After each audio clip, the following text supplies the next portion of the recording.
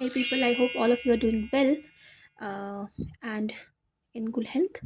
So let's start. Chapter 11, Imperial Visions. The ancient Romans were used to being defeated like the rulers of most of history's great empires. They could lose battle after battle but still win the war. An empire that cannot sustain a blow and remain standing is not really an empire, yet, even the Romans found it hard to stomach the news arriving from northern Iberia in the middle of 2nd century BC. A small insignificant mountain town called New Mantia, inhabited by the peninsula natives, Celts, had dared to throw off the Roman yoke.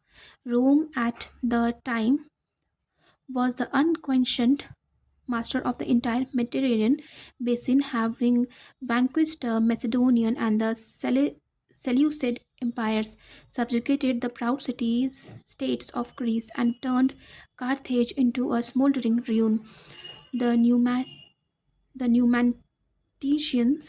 Numantians had nothing on their side but their fierce love for freedom and their inhospitable terrain, yet they forced legion after legion to surrender or retreat in shame. Eventually, in 134 BC, Roman patience snapped. The Senate decided to send Scipio Aemilianus, Rome's foremost general and the man who had leveled Carthage, to take care of the Numantians. Numantians. He was given a massive army of more than 30,000 soldiers, Scipio, who respected the fighting spirit and the martial skill of the Numantians, preferred not to waste his soldiers in unnecessary combat. Instead, he encircled Numantia with a line of fortifications blocking the town's contact with the outside world. Hunger did his work for him. After more than a year, the food supply ran out. When the Numantians realized that all hope was lost, they burned down their town. According to Roman accounts, most of them killed themselves so as not to become Roman slaves. Numantia later became a symbol of Spanish independence and courage. Miguel de Cervantes, the author of Quixote, wrote a tragedy called The Siege of Numancia, which ends with the town's destruction, but also with the vision of Spain's future greatness. Poets composed paeans to its fierce defenders, and painters committed majestic depictions of the siege to canvas. In 1882, its ruins were declared national monument and became a pilgrimage site for Spanish patriots. In the 1950s and 1960s, the most popular comic book in Spain were not about Superman and Spider-Man. They told the adventures of El Jabato, an imaginary ancient Iberian hero who fought against the Roman oppressors. The ancient Numantians are, to this day, Spain's paragons of heroism and patriotism, cast as role models for the country's young people. Yet, Spanish patriots extol the Numantians in Spanish, a Romance language that is a progeny of Scipio's Latin. The Numantians spoke a now dead lost Celtic language. Cervantes wrote The Siege of Numantia in Latin script, and the play follows Greco Roman artistic models. Numantia had no theaters. Spanish patriots who admire Numantian heroism tend also to be loyal followers of Roman Catholic Church. Don't miss that first word. The church whose leader still sits in Rome and whose God prefers to be addressed in Latin. Similarly, modern Spanish law derives the Roman law. Spanish politics in build on Roman foundations, and Spanish cuisine and architecture owe a far greater debt to Roman legacies than to those of the Celts of Iberia. Nothing is really left of Numantia save ruins. Even its story has reached us thanks only to the writings of Roman historians. It was tailored to the tastes of Roman audiences, which relished tales of freedom, loving barbarians. The victory of Rome never the victory of Rome over Numantia was so complete that the victors co opted the very memory of the vanquished. It's not our kind of story. We like to see underdogs win, but there is no justice in history. Most past cultures have sooner or later fallen prey to the armies of some ruthless empire which have consigned them to oblivion. Empires too ultimately fall, but they tend to leave behind rich and enduring legacies. Almost all people in the 21st century are the offsprings of one empire or another. What is an empire? An empire is a political order with two important characteristics. First, to qualify for that designation, you have to rule over the significant number of distinct people, each possessing a different cultural identity and a separate territory. How many people exactly, two or three, is not sufficient. 20 or 30 is plenty. The imperial threshold passes is somewhere in between. Second, empires are characterized by flexible borders and a potentially unlimited appetite. They can swallow and digest more and more nations and territories without altering their basic structure or identity. The British state of today has fairly clear boundaries that cannot be exceeded without altering the fundamental structure and identity of the state. A century ago, almost any place on earth could have become part of the British Empire. Cultural diversity and territorial flexibility give empires not only their unique character but also their central role in history. It's thanks to these two characteristics that empires have managed to unite diverse ethnic groups and ecological zones under a single political umbrella, thereby fusing together larger and larger segments of the human species and of planet Earth. It should be stressed that an empire is defined solely by its cultural diversity and flexible borders rather than by its origins, its form of government, its territorial extent, or the size of population. An empire need not emerge from the military conquest. The Athenian Empire began its life as a voluntary league, and the Habsburg Empire was born in wedlock, okay, cobbled together by a string of shrewd marriage alliances. Not must an empire be ruled by an autocratic emperor. The British Empire, the largest empire in the history, was ruled by a democracy. Other democratic or at least republican empires have included in the modern Dutch, French, Belgian, and American empires, as well as the pre-modern empires of Novgorod, Rome, Carthage, and Athens. Size too does not really matter. Empires can be puny. The Athenian Empire at its zenith was much smaller in size and population than today's Greece. The Aztec Empire was smaller than the today's Mexico. Both were nevertheless empires, whereas modern Greece and modern Mexico are not, because the former gradually subdued dozens and even hundreds of different polities, while the latter have not. Athens lorded it over more than 100 formerly independent city states, whereas the Aztec Empire, if we can trust its taxation records, ruled 371 different tribes and peoples. How was it possible to squeeze such a human potpourri into the territory of a modest modern state? It was possible because in the past there were many more distinct peoples in the world, each of which had a smaller population and occupied less territory than today's typical people. The land between Mediterranean and the Jordan River, which today struggles to satisfy the ambitions of just two people, easily accommodated in biblical times dozens of nations, tribes, petty kingdoms, and city states. Empires were one of the main reasons for the drastic reduction in human diversity. The imperial steamroller gradually obliterated the unique characteristics of numerous people, such as the Numantians, forging out of them new and much larger groups. Evil empires. In our time, imperialist ranks second only to the fascist in the lexicon of political swear words. The contemporary critique of empires commonly takes two forms. Empires do not work in the long run. It is not possible to rule effectively over a large number of conquered peoples. Two, even if it can be done, it should not be done because empires are evil engines of destruction and exploitation. Every people has a right to self determination and should never be subject to the rule of another. From a historical perspective, the first statement is plain nonsense and the second is deeply problematic. The truth is that empire has been world's most common form of political organization for the last 2500 years. Most humans during these 2.5 millennia have lived in empires. Empire is also a very stable form of government. Most empires have found it alarmingly easy to put down rebellions.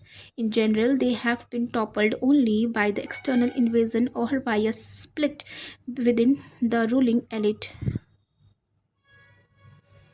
Conversely, conquered peoples don't have a very good record of freeing themselves from the imperial overlords. Most have remained subjugated for hundreds of years. Typically, they have been slowly digested by the conquering empire until their distinct cultures fizzled out. For example, when the Western Roman Empire finally fell to invading Germanic tribes in AD 476, the Numantians, Arverni, Helvetians, Samnites, Lusitanians, Umbrians, Etruscans, and hundreds of other forgotten people whom the Romans conquered centuries earlier did not emerge from the empire's eviscerated carcass like Zona from the belly of the great fish.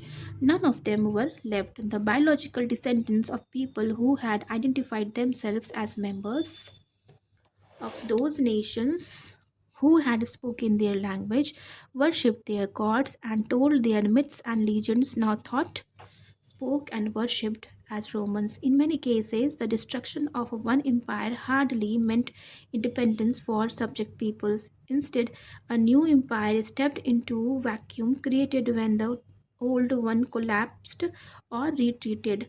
Nowhere has been more obvious than in the Middle East. The current political constellation in that region, a balance of power between many independent political entities with more or less stable borders, is almost without parallel any time in the last several millennia. The last time the Middle East experienced such a situation was in the 8th century BC, almost 3000 years ago. From the rise of the new Assyrian Empire in the 8th century BC until the collapse of the British and French empires in the mid 20th century AD, the Middle East passed from the hands of one empire into the hands of another like a baton in a relay race.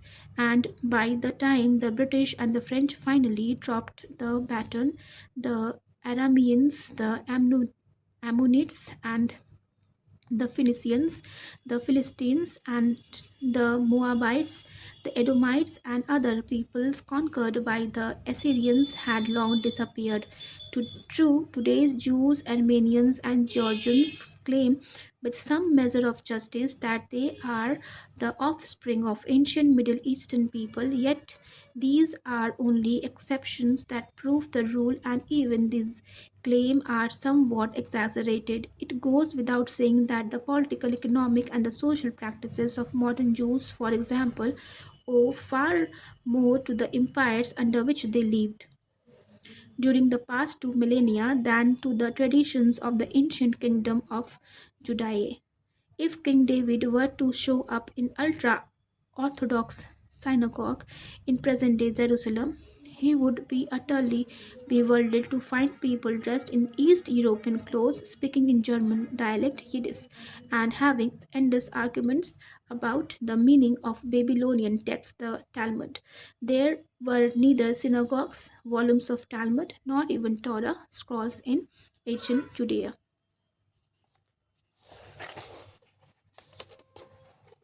Building and maintaining an empire usually required the vicious slaughter of large population and brutal oppression of everyone who was left. The standard imperial toolkit included wars, enslavement, deportation, and genocide. When the Romans, okay, invaded Scotland in 1883 AD, they were met by fierce resistance from local Chalcedonian tribes. Uh, and reacted by laying waste to the country. In reply to Roman peace offers, the chieftain Calgacus called the Romans the ruffians of the world and said that to plunder, slaughter and robbery they give the lying name of empire, they make a desert and call it peace.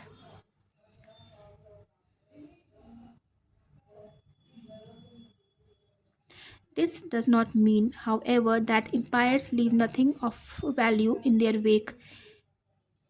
To color all empires black and to disavow all imperial legacies is to reject most of human culture. Imperial elites used the profits of conquest to finance not only armies and forts but also philosophy, art, justice, and charity.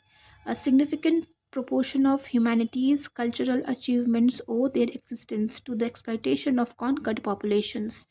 The profits and prosperity brought by Roman imperialism provided Circo, Seneca, and Saint Augustine with the leisure and wherewithal to think and write. The Taj Mahal could not have been built without the wealth accumulated by Mughal exploitation of their Indian subjects, and the Habsburg Empire's profits from its rule over its Slavic, Hungarian, and Romanian speaking provinces paid Haydn's salaries and Mozart's commissions.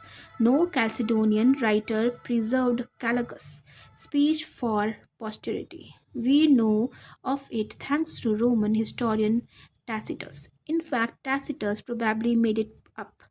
Most scholars today agree that Tacitus not only fabricated the speech but invented the character of Calgacus, the Chalcedonian chieftain, to serve as a mouthpiece for what he and other upper class Roman thought about their own country.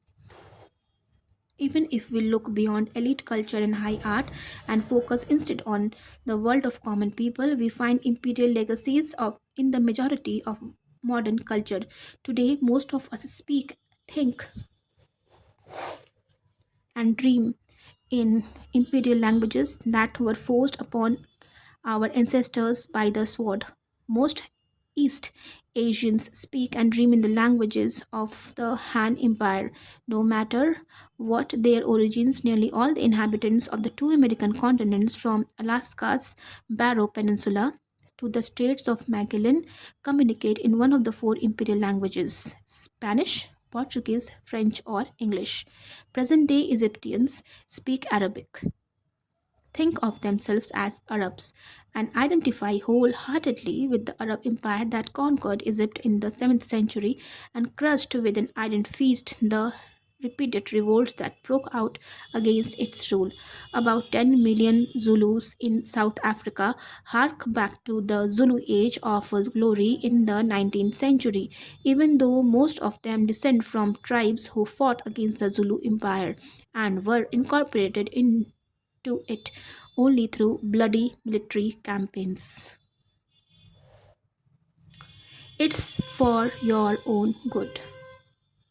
The first empire about which we have definitive information was Akkadian Empire of Sargon the Great, circa 2250 BC. Sargon began his career as a king of Kish, a small city state in Mesopotamia. Within a few decades, he managed to conquer not only all other Mesopotamian city states but also large territories outside the Mesopotamian heartland. Sargon boasted that he had conquered the entire world. In reality, his dominion stretched from Persian Gulf to the Mediterranean and included most of today's Iraq, and Syria, along with a few slices of modern Iran and Turkey. The Akkadian Empire did not last long after its founder's death, but Sargon left behind an imperial mantle that seldom remained unclaimed. For the next 1700 years, Assyrian, Babylonian, and Hittite kings adopted Sargon as a role model, boasting that they too had conquered the entire world. Then, around 550 BC, Cyrus, the Great of Persia, came along with an even more impressive boast. Here's a map: the Akkadian Empire and the Persian Empire. The darker one is Akkadian, lighter one is Persian. Around 500 BC, it is around 2200 BC. The kings of Assyria always remained the kings of Assyria. The kings of Assyria always remained the kings of Assyria. Even when they claimed to rule the entire world, it was obvious that they were doing it for the greater glory of Assyria, and they were not apologetic about it. Cyrus, on the other hand, claimed not merely to rule the whole world, but to do so for the sake of all people. We are conquering you for your own benefit, said the Persians.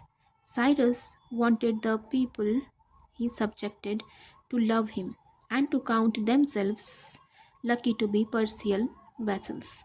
The most famous example of Cyrus' innovative efforts to gain the approbation of a nation living under the thumb of its empire was his command that the Jewish exiles in Babylonia be allowed to return to their Judean homeland and rebuild their temple. He even offered them financial assistance. Cyrus did not see himself as a Persian king ruling over Jews.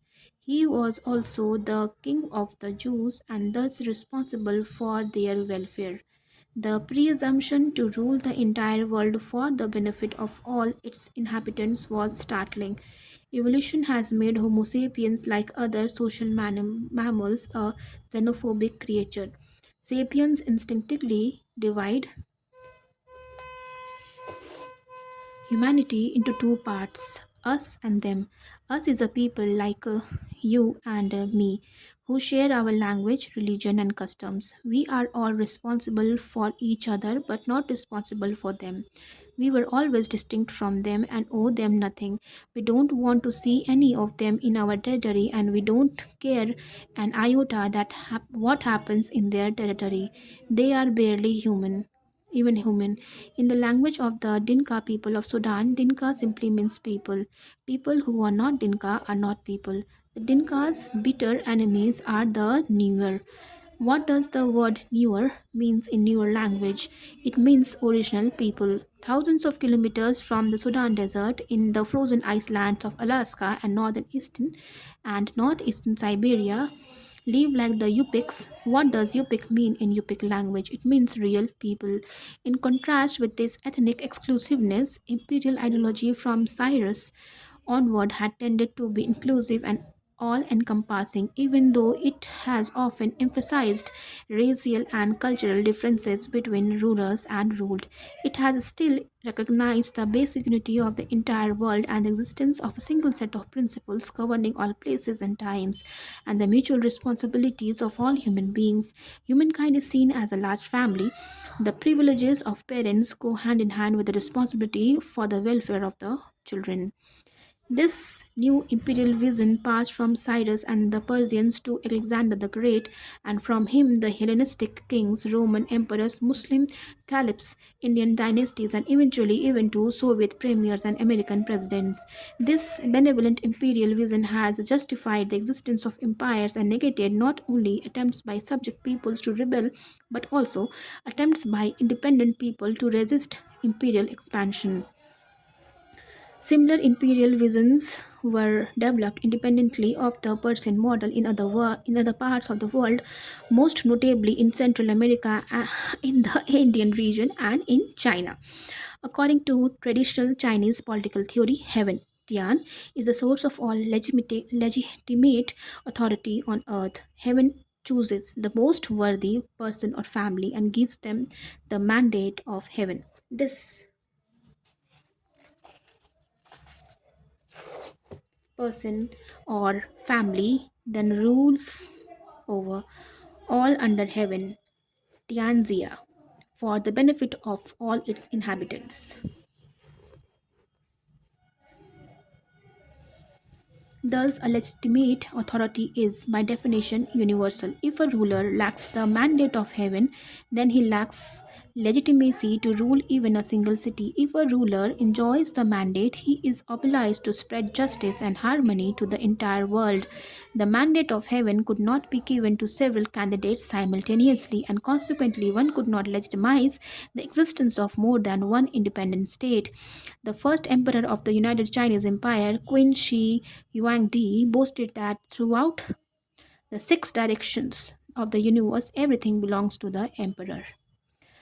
Wherever there is a human footprint, there is not one who did not become a subject of the emperor. His kindness reaches even oxen and horses.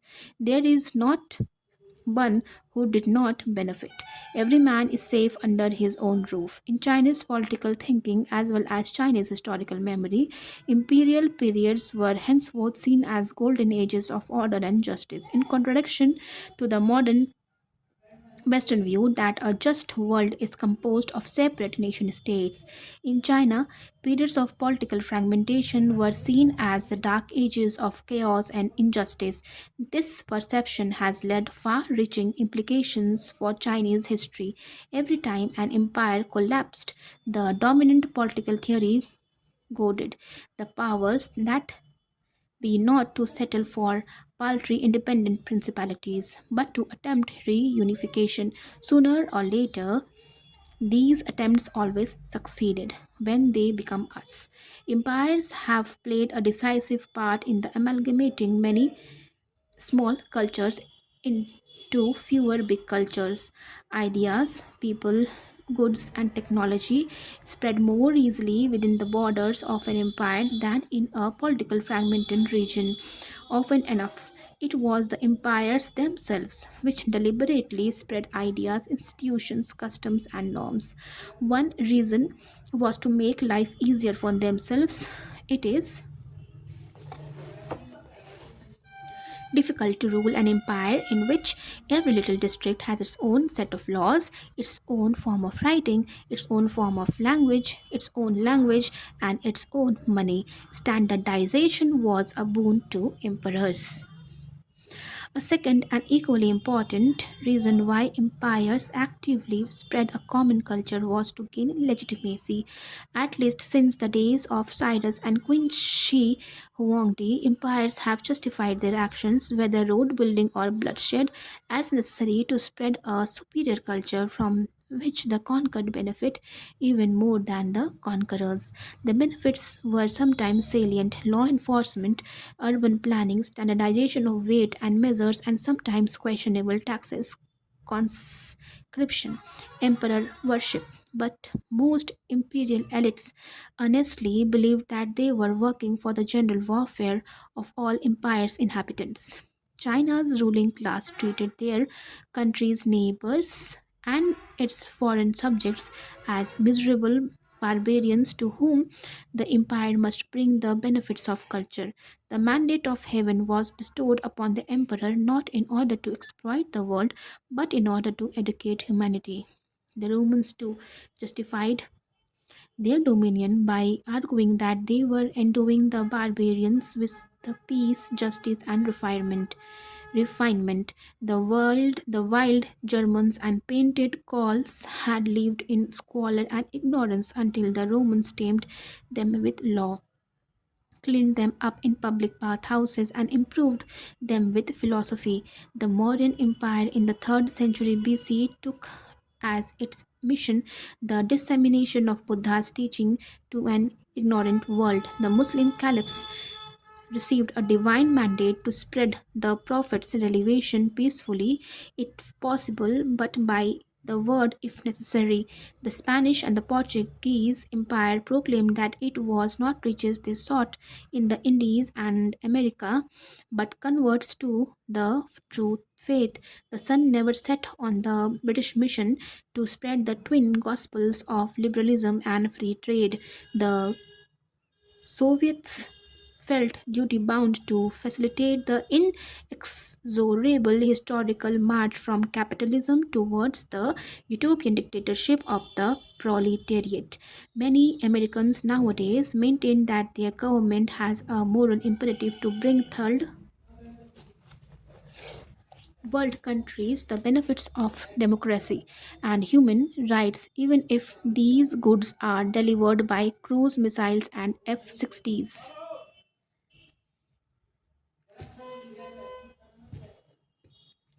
The cultural ideas spread by empire were seldom the exclusive creation of the ruling elite.